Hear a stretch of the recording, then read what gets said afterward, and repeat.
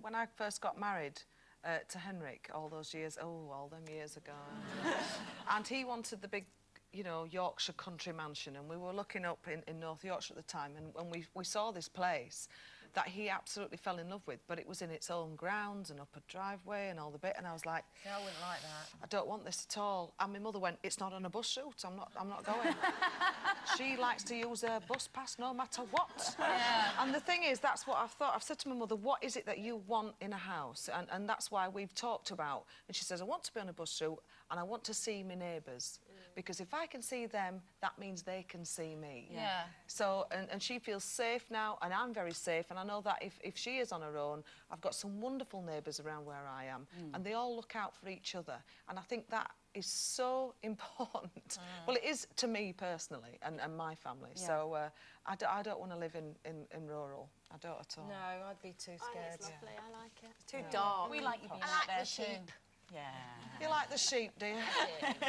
Time for another shot at today's competition, where this week we're giving you the chance to win £10,000 to spend on whatever takes your fancy at Marks & Spencer.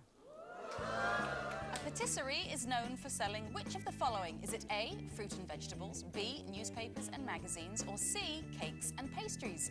Call 09012 931 941.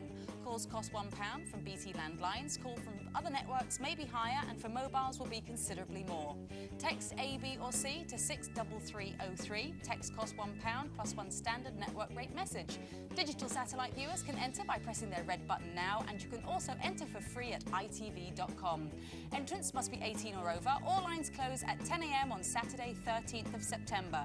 Entries made after this time won't be counted but may still be charged. Now, back in 1958, the Prime Minister of the day, Harold Macmillan, said we'd never had it so good, and Britain's teenagers were getting down to the sounds of our next guest's first ever single in milk bars up and down the land, giving birth to British rock and roll. Come on, pretty baby, let's move it on a groove. Well, shake, oh baby, shake, oh honey, please don't lose it. The rhythm that gets into your heart and soul. 50 years on, he's put pen to paper to share his remarkable life story and his career at the very top of the pop tree. Would you please welcome Sir Cliff Richard?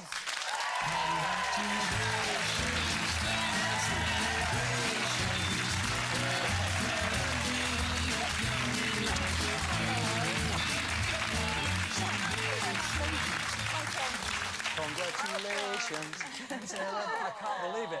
And I saw that award and I thought I must change into my tie. Oh, very nice. You must feel fantastic. We do.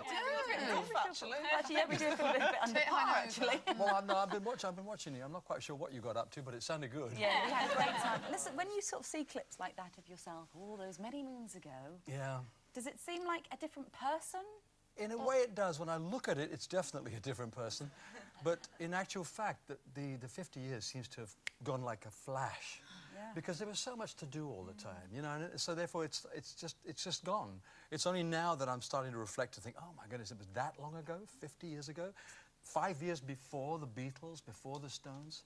You know, that's always nice to have under my belt. And when that sort of thing, when Move It came out, you were sort of being portrayed as the real bad boy, weren't you? You were a bit naughty, really. I think I was never naughty. The bad boy thing came out because we were desperate to have an answer to Elvis. So, oh, Cliff is Britain's answer to Elvis. Like, nobody was an answer to Elvis. I mean, he didn't ask any questions anyway.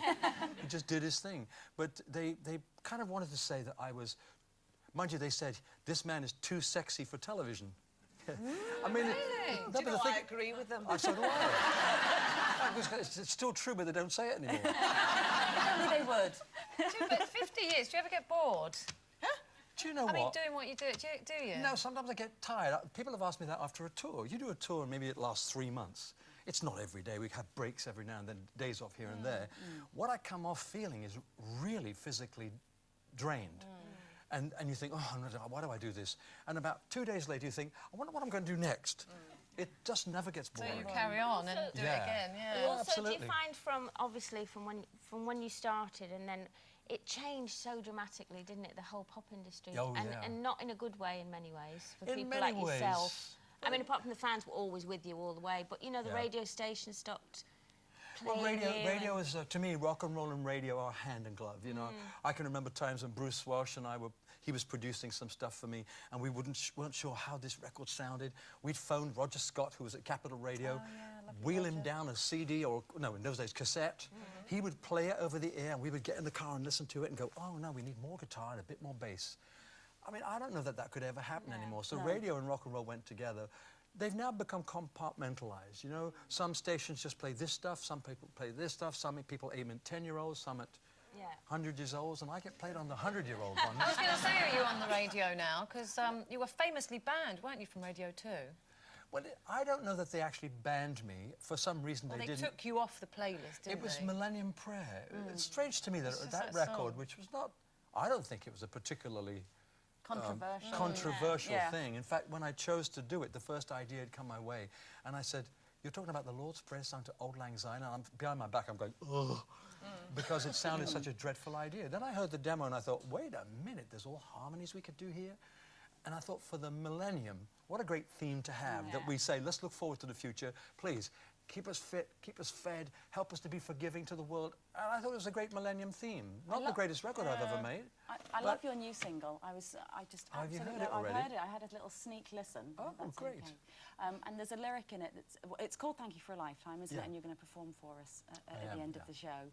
But I think there's a line, does it say, I've given you a lifetime and you've given me the time of your life? Is that to your fans? The kind of, the end of each chorus says, I gave you a lifetime, but you gave me the time of my life. And it's a great lyric, actually. And what I liked about it was I didn't think I was going to find one like this. I was always going to be on one of those. But the fact that it's slightly, more than slightly autobiographical, it talks about 50 years ago, a kid stood on a stage, and I can remember it, you know, Hanley Stoke-on-Trent, first gig, terrified, and then he tried to hold his nerve until he heard that first bit of the music, and it was off and running. And you know, it's just nice to be able to sing that and say thank you to people. I know some people are going to say, oh, how corny this all is, but... Well, for those who love the song, where can they get it? Because it's out, isn't it? Is it out now? Yeah, I'd like to say you can buy it in all record stores, but you can't, actually. Only at Woolworths. No, but listen, there are 850-odd Woolworths around the country. I was going to say, there's plenty of them. There's one up my And there's also... you can drop in any time. Exactly. There's a CD box set coming out as well, isn't there? There's a TV box set coming out, I think, nearer Christmas. Right. And actually, I think you might like the title. I've called it And They Said It Wouldn't Last. Well, listen, you are going to stick around, aren't you, for some more chat, and you're going to perform for us a little bit after the break, yes? Try and get me away. Cliff Richard, everybody. Back soon. We'll see you soon.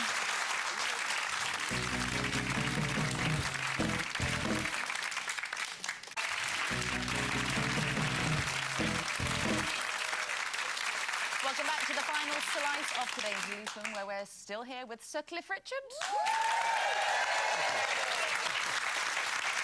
Now, you two here actually go back quite a long way, don't you? Oh, many years. Know each other a long time. I was 9 years old when I first met Cliff. Yes, we know. Let's have a look. Oh, you're kidding. Starting from the left, we have... I'm Anne. I'm Denise. I'm Maureen. I'm Linda. I'm Bernadette. And I'm Coleen. Musically speaking...